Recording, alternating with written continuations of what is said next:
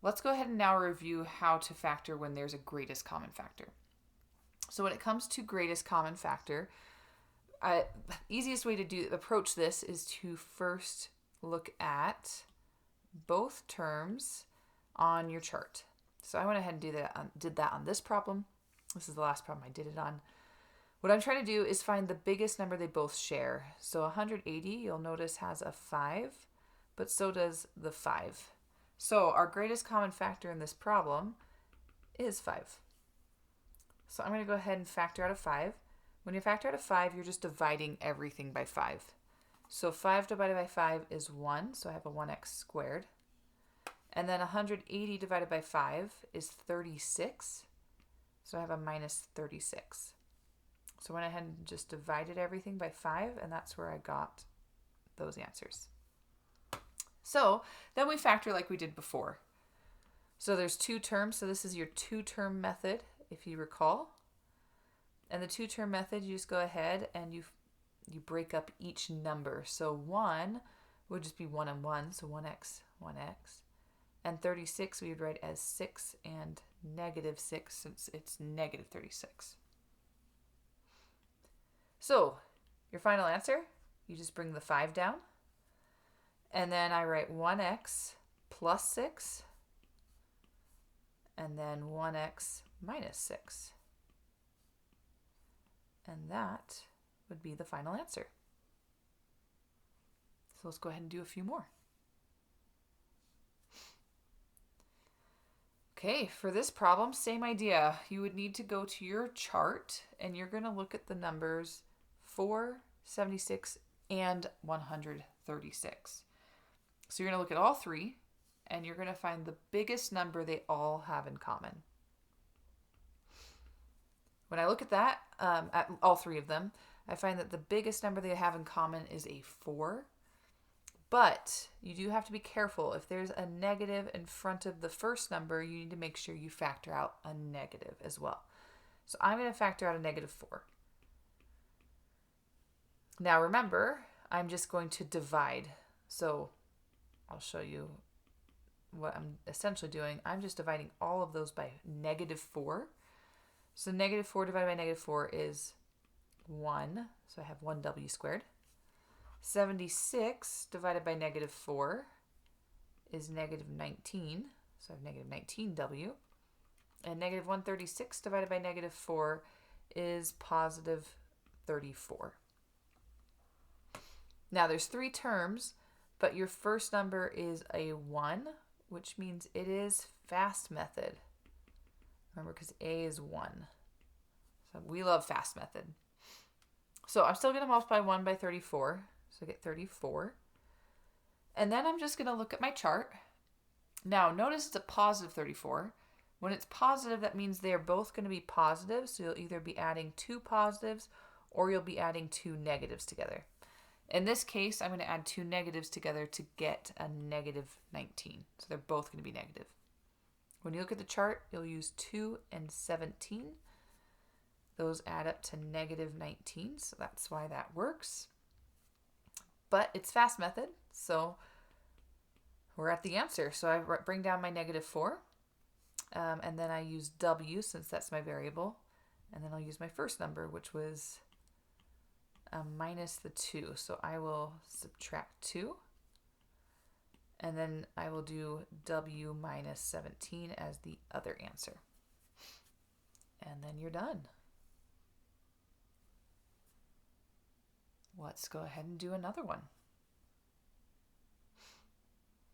Okay, so this one tells us to remember the GCF. I won't usually put that down in the homework, but just remember that's your first step every time. So remember, you're going to look at 9 and 49 on your factor chart, and you're going to find the biggest number they have in common. For this problem, the answer is 1. When your greatest common factor is 1, that means you're not going to change anything. So the value does not change. Sorry, that was a really bad N. Okay, so the expression, I should say, doesn't change. So if it's a greatest common factor of 1, things don't change. So we're going to go ahead and do this like the two-term method, because there are 2 terms. So 9 would be 3 and 3. Those are the pairs for 9. And then 49 would be 7 and negative 7, because it's negative 49. So I need one positive, one negative. And then we write our answer. So I write 3y plus 7 for my first pair. And then the second pair, I use 3y minus 7. And then you're done.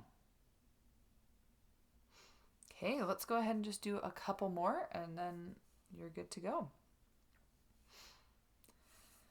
Okay, so it says, as a reminder, greatest common factor. So let's do that. There are 3 terms this time, so I need to look at all 3. So you're going to look at 9, 22, and 8 on your factor chart, and you're going to look for the biggest number they all have in common. This problem is also 1. So if you recall what I just said, that means it doesn't change. The equation doesn't change. The expression doesn't change. So since the expression doesn't change, I just leave it as is, and we're going to factor this like a normal problem. Now, a does not equal 1, so that means this is lightning bolt method. So we're still going to go ahead and multiply the first by the last. So 9 times 8 is 72. And then I need to look at my factor chart. I'm going to look at 72, and it's a positive 72, which means the 2 numbers have to both be positive or they both are negative. In this case, they both need to be positive because they need to add up to a positive 22. So I'm going to look at my chart. I'm going to see that 4 and 18 add up to 22, but also multiply to 72. Now, because it's lightning bolt, we're going to have to go through, let me move this off to the side. We're going to have to rewrite. So I'm going to rewrite it as 9x squared. And then I use my 4 and my 18 next. So I put plus 4x plus 18x. And then you bring down that 8 at the end.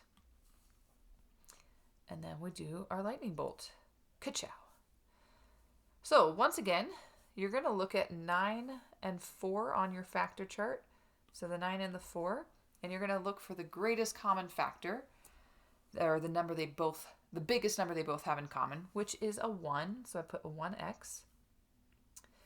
The reason I put x, once again, is because both of them have an x on them. So I'm going to factor out a 1x. So 9 divided by 1 is 9. So I have 9. And x squared, I'm taking 1x out, so it's just 9x. 4 divided by 1 is 4. But I'm taking 1x out, so we're not going to have an x on that one. Then I go to my next pair, 18 and 8. I'm going to look for my greatest common factor by looking at both of them on the chart and finding the biggest number they have in common. This problem would be a 2. And then we're going to divide. 18 divided by 2 is 9. 8 divided by 2 is 4. Notice those are the same. Oops, sorry. So our answer would be 9x plus 4 and 1x plus 2. And there you go. That is our answer. It's a much better box too. Okay, one last problem. So once again, greatest common factor is our first step. This is implied to be a -1, just so you know. So we have 1, 17, and 70. If you look at 1, 17, and 70, the greatest common factor would be 1.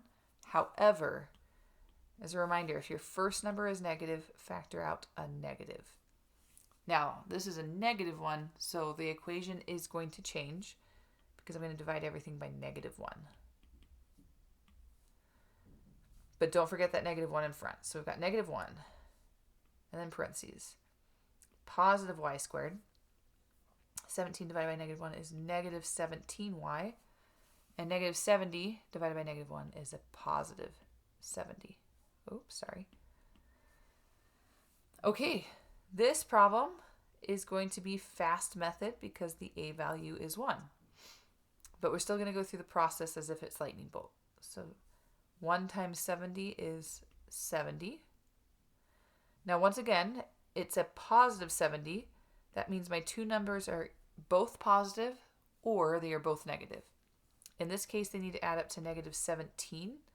So they both need to be negative. And if you look at your chart, you would use negative 10 and negative 7. Now, because it's fast method, we're basically done. So I'm just going to bring down my negative 1. And then I'll write my answer. I have y minus 10 and y minus 7. Ooh, there we go.